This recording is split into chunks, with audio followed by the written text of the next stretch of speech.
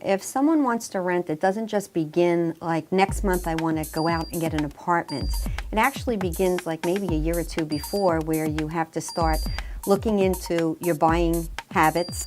Let's face it, real estate is at a premium in New York City, and finding the perfect space certainly ups the challenge, especially on Staten Island. So to help you successfully land a great apartment, we've compiled 5 easy tips.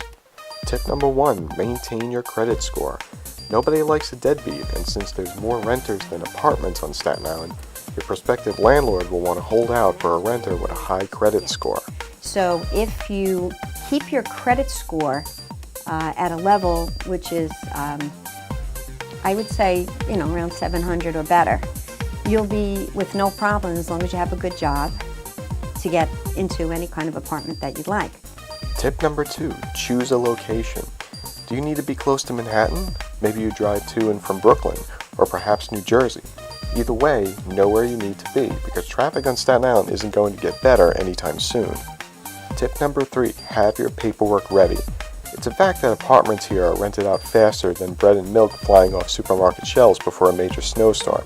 So have your 1040 tax papers ready, as well as recent pay stubs, and a copy of that wonderful credit score to go along with your application.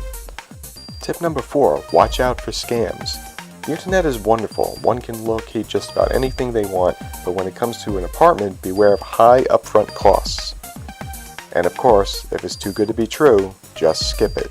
You see these things on Craigslist. For example, people go on, apply for an apartment now, get pre-qualified, whatever it may be. You have no idea what you're applying to.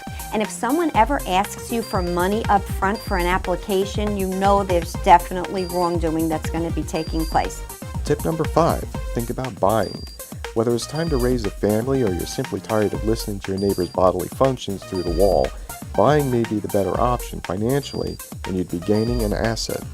There are so many programs now, especially FHA with 3.5% down, that you can be buying a house and it'll be yours. And the money that you would be spending every month, you'd be getting the tax write-off with the interest. And it'll be the same amount of money that you would be paying a landlord.